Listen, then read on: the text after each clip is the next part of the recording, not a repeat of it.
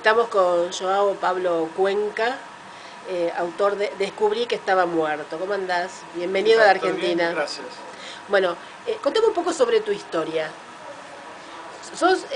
Naciste en Brasil. Sí, yo nací en Brasil de padre argentino. Mi padre fue a vivir en Río en 76. Ah, Perdona, 74. Y yo... Eso fue una decisión que yo no concordo. Me encantaría que él jamás hubiera ido a Brasil. ¿en serio? Sí, porque prefiero Buenos Aires que Río. Ah, ¿te hubiera gustado nacer acá? Sí, Bueno, pues tu mamá era brasilera. sí. Bueno, yo casi nací acá. Ella estaba grávida Sí. y pasó la gravidez acá. Y cuando tenía bueno, ya estaba con 8 meses, volvió. Por Ah, poco yo no nací acá en Buenos Aires. por poquito. Pero tus padres estaban radicados allá y venían acá de visita. Sí, Iban y venía acá de venían. visita, seguido, y ella pasó la gran parte de la gravidez acá. Estaba Ah, embarazada acá por casi todo el tiempo. claro, qué riesgo de irse el último mes de embarazo, ¿no? De Sí, sí, pronto. Así que bueno, naciste en Brasil, pero veo que hablas español, sí, hablo idioma español, paterno, pero además vas y un venís. poco raro, pero sí. La familia iba mucho a Brasil, yo venía mucho acá, Ajá. ¿Y cómo te gusta? ¿Te gusta Argentina? me encanta eso, ¿Buenos Aires? me encanta eso. Tu papá era de Buenos Aires. Sí, Y además tenés antepasados, sí, no, Cuenca. porque la mitad de la familia es de acá, sí. Contame un poco, yo te pregunté antes cuando llegué de Claudio Mamerto De Cuenca, que es una Córdoba. calle de Buenos Aires de Villa del Parque. ¿Qué relación tenés con él? Sí, Claudio Alberto es mi tío tatarabuelo, Ajá, que era un médico personal de Rosas, pero a él le odiaba Rosas. Y ajá. escribía textos subversivos contra de Rosas, Ah, y más allá de ser poeta, su oposición a Rosas era un secreto que guardaba muy bien, y murió en la batalla de Caseros mientras defendía un hospital de campaña, defendía a los enfermos. sí, Y quien le mató fue alguien que ideológicamente estaría en su lado, ¿no? Porque ajá.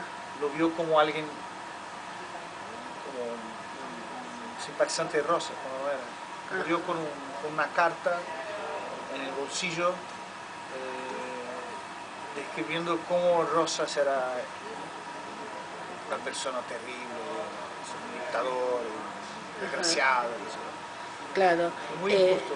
Acá es un personaje siempre cuestionable, Rosas, Sí, ¿no? Sigue siéndolo hoy todavía. Mirá vos, ¿por dónde vienen tus antepasados? Que también mencionás a alguien más en el libro, creo que por parte de madre. sí, Otro tatra.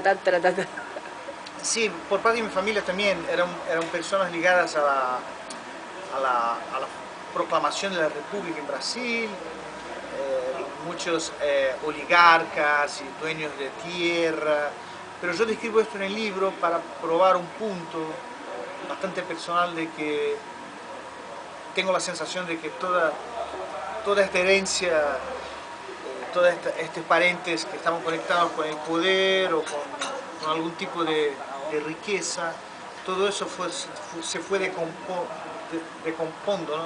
Ajá. Hasta llegar a mí. Es Ah.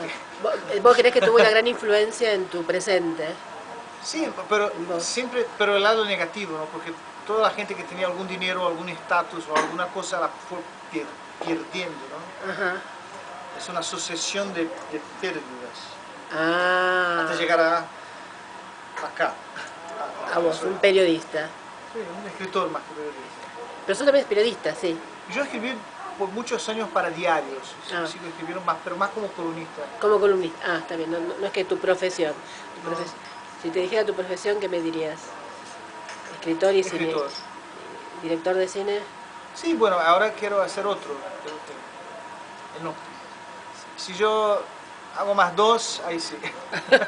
Ah, está bien. Bueno, la idea de hablar con vos era, porque acabo de leer, descubrí que estaba muerto. Y narra la historia de un personaje que se llama como vos, que sos vos, y que un día se enteró, tiene una discusión con unos vecinos, hace la denuncia y lo llaman de la comisaría para decirle que hace 3 años que estaba muerto. Sí. ¿Cómo fue? Me decías recién que era un caso real. Sí, es un caso totalmente real y de hecho lo que pasó es bastante como está escrito en el libro. Una confusión con vecinos, hicieron queja contra mí en la comisaría, fui a la comisaría y la novedad era esa. El tipo tenía como una pasta con papeles llenos de pruebas de mi defunción, ¿no? Ajá. ¿Y qué sentiste en ese momento? Porque además ya era época de democracia, no estábamos en dictadura, No, no, no. que uno podría, es como decir, bueno, fue una época difícil. Sí, bueno, Brasil siempre es difícil. Bueno, sí, acá también. Y en Brasil la democracia es selectiva, ¿no? Es que yo vivo en una democracia, pero la gente que vive en una comunidad carente, en una favela, no es tan democrático hacia el Estado brasileño, ¿no? Ajá. Y creo que ese es el caso. El tipo que murió con mi nombre era un tipo que vivía en la calle, estaba procurado por la policía por asalto, por robo a mano Sí, tenía armada. causa, sí. Y hay algunas teorías por las cuales él robó mi identidad. Pero La lo que robó, sentí yo sentí miedo al inicio y después como una especie de vocación maldita que, siendo cumplida, porque yo siempre pensaba que iba a morir joven, desde que tengo 15 años. ¿en serio? Sí, voy a morir con 17, con 18, con 25. Tenía esta cosa del qué sé yo, una especie de fetiche con el poeta maldito que muere precocemente, ¿no? Bueno, la historia de la literatura está llena de ellos. Sí. Pero no, seguí cometiendo esta deselegancia de estar vivo Ajá. hasta el punto que sigo vivo después de haber publicado una novela póstuma, que es todavía más deselegante, ¿no? Claro, sí, claro. Yo te decía, porque además el protagonista después es casi entrenado como indigente, como que es un indigente. Sí. Pero ¿averiguaste por qué se robó? ¿Llegaste a averiguar por qué? Porque hay una mujer en el medio Sí, también. el libro ofrece algunas teorías de los motivos y principalmente... Porque el motivo, básicamente, el tipo era procurador de la policía, entonces, y era enfermo. Tenía que ir a hospitales a tratarse y no podía identificarse con su propia identidad porque estaba procurado de la policía. Eso yo consigo resolver más o menos bien, pero no como mi partida de nacimiento, que es un documento que yo no me recuerdo haber perdido, fue parar en el bolsillo de esta señora. Claro, porque eso es lo difícil, ¿no? En Sí. cualquier lugar, a partir de nacimiento, es lo más difícil de sacar, porque dar un nombre cualquiera con un documento, decís, hasta un documento, salvo que tengas mucho poder adquisitivo, los contactos necesarios Sí. para falsificarlo. Creo que en todas partes del mundo debe ser igual. Yo no puedo falsificar un documento porque no sé dónde hacerlo. Exacto. No podría. Y además, siendo indigente, ¿cómo llega a hacerlo? Pues, además, en el libro vas contando cómo lo averiguaste con tu compañero Tomás, que no sé si es real o no el personaje. Que también te lleva de un abogado, Virgilio, si no Sí, recuerdo sí. mal se llama, de un detective privado. No, de hecho sí, todo eso pasó más o menos, qué sé yo. Contraté a detectives y me alquilé un departamento en el edificio donde el tipo había morido. En el 47, que después lo cambiaron a el otro. número, porque antes era un esqueleto, una Claro. ocupación, y en el contexto de reformas urbanas de Río, eso se convirtió en un edificio de lujo, como Claro. retrofit, que ellos llaman, ¿no? Sí, eso, todo este setting y todas las situaciones es muy real. Muy real. Pero me parece curioso porque vos no sos la primera persona que llega, pero que están bien hechos estos documentos, ¿no? Que son falsos. Sí, además, Porque pensaba ahora que vamos a era ver la falso, ¿no? película, pero también la película lo vi. Mira. Claro, que también lo mostrás Sí, sí, al sí, comienzo. sí, sí, sí. Que la película comienza cuando vas a averiguar el número 47. Sí, Directamente ahí comienza la película. Y mostrás después cómo se convirtió en un lugar de lujo. Sí. O sea, asocio a qué es eso. Pues estaba en portugués la película. Y ya bien que puedo hablar otros idiomas, pero me di cuenta que entiendo. Ya puedo viajar a Brasil, por lo menos. No, está muy claro. Además es un portugués que se entiende. Entonces, bueno, te encontraste con esto, contactaste a Virgilio, no sé si existe Virgilio, y ¿cuál fue? Porque yo lo que me preguntaba es lo que uno debe sentir, y después cuando vas investigando, vas averiguando, te van dando pistas, ¿qué se siente? Sí, yo creo que Porque va, estás vivo, se te siente, tocan y estás vivo. Sí, que se siente es la pregunta que intento formular más que contestar en la novela. Porque los reflejos de este robo de identidad son mucho más internos, psicológicos, personales, que concretos. De hecho, yo tuve que ir a la comisaría un par de veces para aclarar mi vida, ¿no? O sea, vos tuviste que dar explicar la explicaciones. situación, sí, yo no conozco a esta gente, no conozco a esta mujer, no conozco a este hombre, no conocí a este hombre. Y eso fue lo más fácil, pero Porque la mujer tampoco la conocías. no, la sigo buscando. Claro, la novela no aparece nunca. No, la sigo buscando. Pero de hecho, el reflejo más difícil de lidiar no fue el trámite burocrático, pero sí la inquietación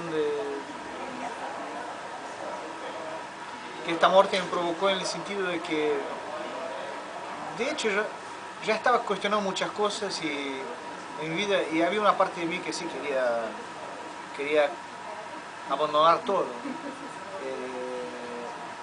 También por eso me quedé obsesionado por el tema y pasé a no salir de ese barrio, a estar bastante en el lugar donde él murió, hasta el punto que alquilé un piso en el edificio y pasé como a vivir ahí. ¿Estuviste viviendo ahí mucho tiempo? A unos meses. Unos meses. Bueno, es un tiempo... y Más que debería. Más y tiempo que debería. porque además dejaste a tu familia de lado también, en cierto modo, según cuenta la novela, dejaste... sí, familia, mujer. Dejaste a toda tu familia... todo lo que sería tu realidad de hombre vivo lo dejaste y Sí. como que estarías muerto en vida. Sí. Vos vas a contratar tu propio sepelio en un momento. Sí. Se suele hacer eso en Brasil de prevenir, Sí, ellos venden como planes de prevención, qué sé yo, como un plan de salud, pero de la muerte. pero de la ¿no? muerte. Sí. Sí, estaba viendo Incluso en la película, es en la parte que la película y el libro son exactamente iguales. Sí. El diálogo con este tipo que me vende la pólisis, es como una especie de seguro, ¿no? Claro, ante la muerte. O sea, pero tu gustamiento era que vos estabas solo. Porque vos también lo que te pesa, yo me parece, lo que yo entendía de la novela, como que también al alejarte de tu mamá, de tu mujer, de tus amigos, ir a contratar ese servicio para tu muerte. Estabas solo, tenías a quién dejarle esa tarjeta para que avise. Y ahora me decís que siempre pensabas que ibas a morir joven, como que hay como una relación, ¿no? Con todo, con todo lo que te sucedió.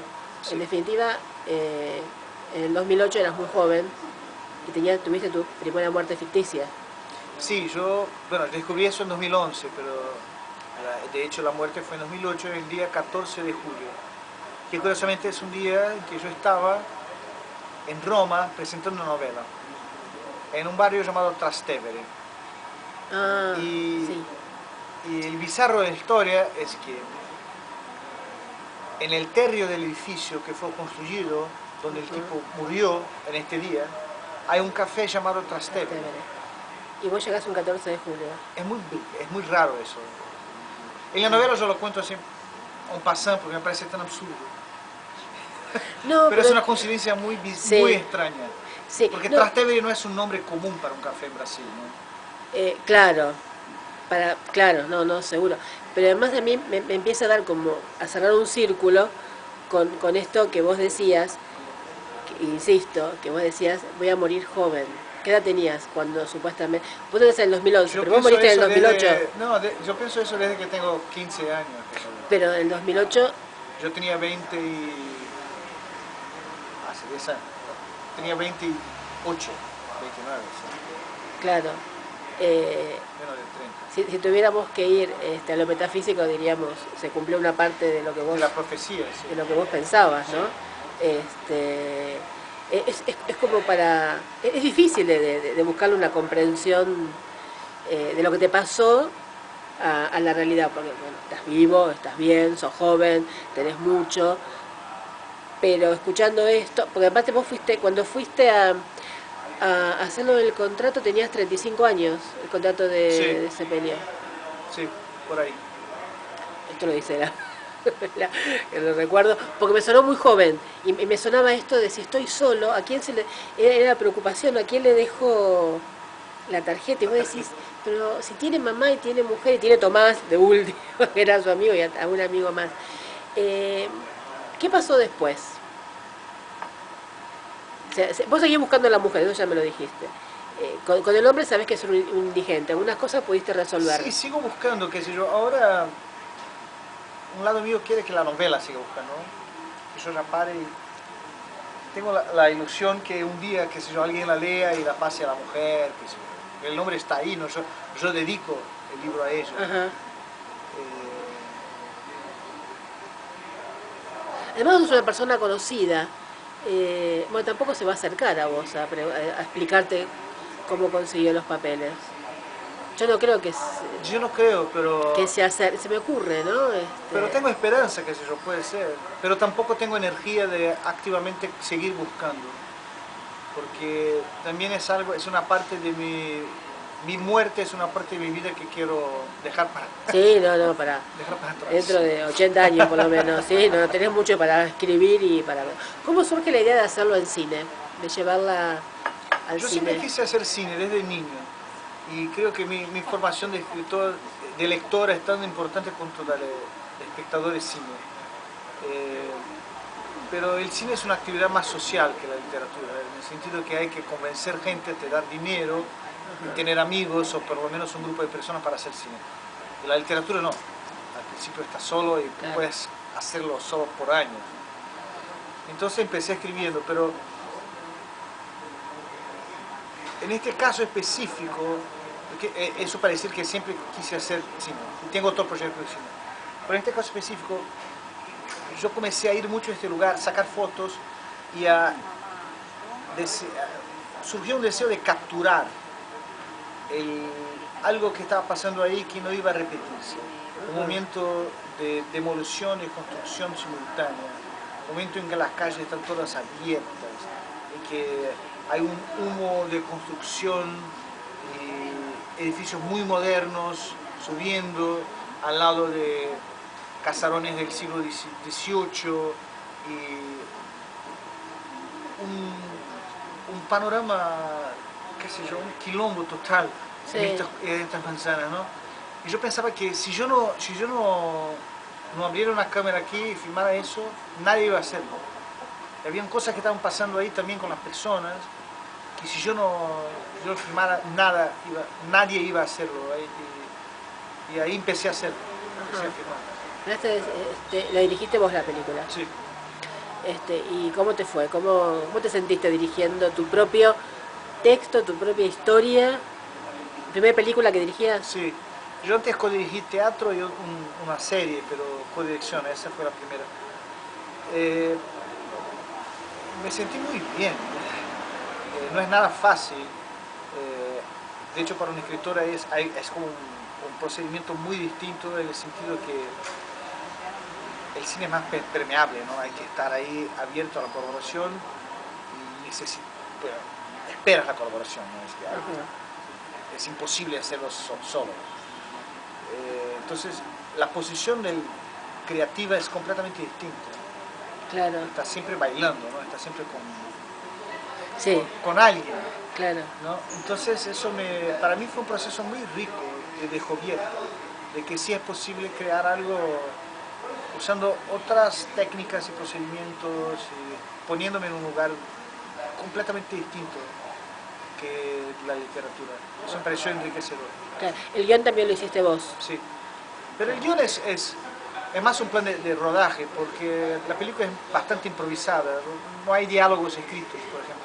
Ah, No hay ningún diálogo que no sea improviso. claro. Hay momentos como que parecen entrevistas, Sí.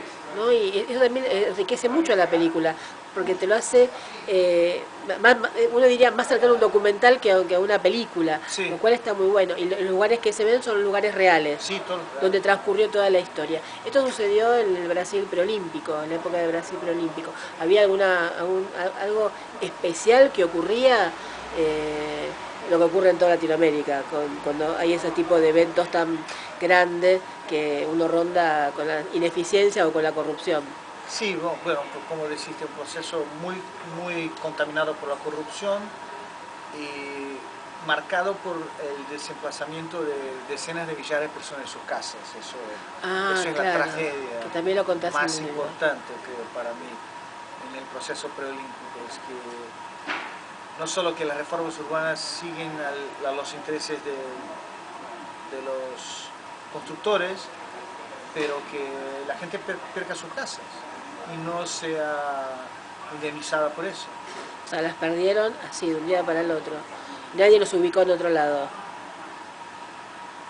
La gran parte, bueno, hay relatores sobre eso, de la Amnistía Internacional, de ONGs que estudian eso, pero la grandiosa mayoría no recibió nada.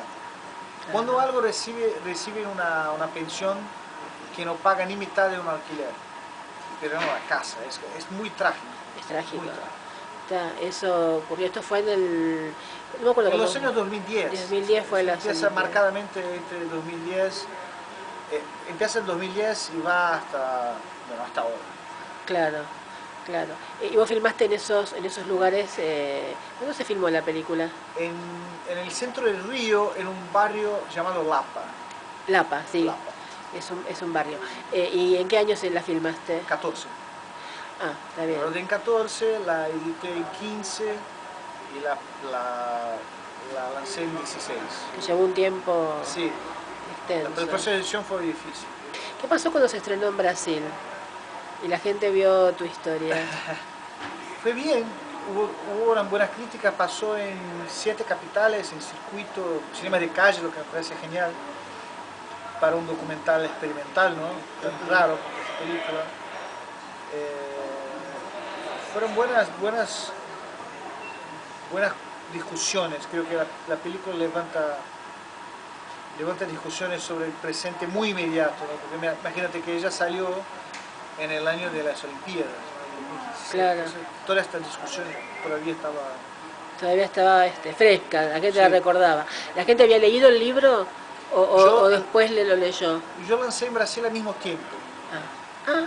Sí. Después me arrepentí un poco, debería haber lanzado el libro antes y después la película, pero al final, en la misma semana que yo estaba presentando la novela, salía la película en el cine. Entonces, mira. Pero mucha gente ahí sí pudo comprar el libro y leerlo al mismo tiempo que iba. Claro. Mucha gente iba al cine con el libro. Ay, qué lindo, sí. Eso me encanta. Sí, además, yo en el programa de cine siempre digo, si hay una película, tiene un libro, lean el libro también, porque el libro siempre tiene más información y es más completo, y aparte lo podés releer, volver a verlo, a ver qué es lo que no me quedó claro, o buscar los personajes de antes. La película también, pero la podés rebobinar, pero en el cine no, en tu casa recién. Bueno, y acá llegó el Bafisi del año pasado, Bafisi del 2016. ¿Viniste a la presentación? Sí, fue genial. ¿Y cómo te fue? Muy bien, me encantó pasar en Bafisi, incluso porque Bafisi hace parte de mi formación como de espectador de cine, ¿no? Me pareció una distinción, un honor enorme tener una película en Bafisi. Sí. Quedé eufórico con eso. Claro, era uno de los festivales claves para mí en el mundo de pasar la película. Sí, pudiste además yo fui jurado yo estaba en Vanguardia y Género y yo fui jurado de la competencia principal. No, fue genial. Graciela Borges es mi jurado. Claro. Una maravilla. Es una estrella para nosotros. Fue una maravilla. Y es una persona encantadora. Encantadora, divina. Una linda experiencia. Sí, fue... ¿Algún otro festival la pudiste llevar? Sí, pasamos en los dos grandes de Brasil, que es Río y São Paulo, después la pasé en Polonia, la pasé en Berlín, no en el Festival de Berlín, pero en el Festival de Cine Latinoamericano, la pasé en Seúl, la pasé en España, en Punto de Vista, un festival muy buenos documentales, la película pasó en Rusia, en Canadá, viajó. Muchísimos lugares que nada que ver a lo mejor con lo latino, ¿no? De pronto, decís Rusia. Sí. Nada que ver con nuestra ideología, nuestros pensamientos. ¿Qué tenés de proyecto ahora? Otra película me habías dicho antes. Sí, tengo unas películas que quiero hacer, que son todavía más raras que esta, y todavía busco la próxima novela. ¿No estás escribiendo nada? Tomando notas. ¿Cómo haces para escribir? ¿Escribís a mano o en la computadora? A mano, por mucho tiempo antes de llegar a la computadora. Sí, tomás notitas, vas anotando ideas. Después organizo todo en un archivo de texto en la computadora, pero mucho tiempo solo con ¿Sos de lo que cuando estás escribiendo una novela y tienes una idea aparte, la escribís para ir como un borrador para tener para la próxima historia? Nunca. No, estás abocado en esa historia, ¿no? No te dispersás. No ¿Viste que uno se dispersa? Me encantaría tener ideas todo el tiempo para otras novelas, ¿no? tengo amigos que sí tienen como un archivo con otras ideas y con comienzos de novelas, yo no, yo tengo una cosa y... Estás concentrado ahí, que eso es bueno, porque el cine uno se dispersa mucho. ¿Y qué vas a hacer de cine? ¿Un guión tuyo también?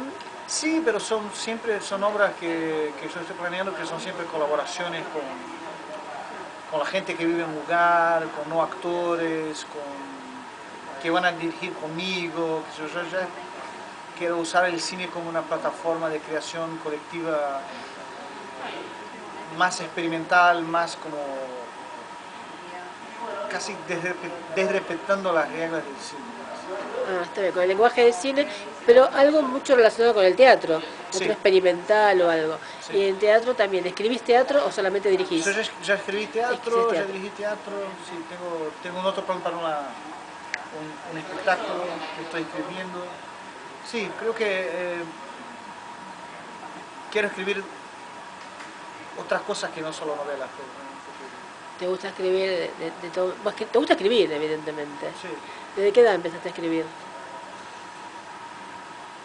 Yo empecé a escribir historietas con, qué sé yo, 6, 7 años. ¡Ay, qué lindo! ¡Ah, qué linda historieta! Y después seguiste por ese camino.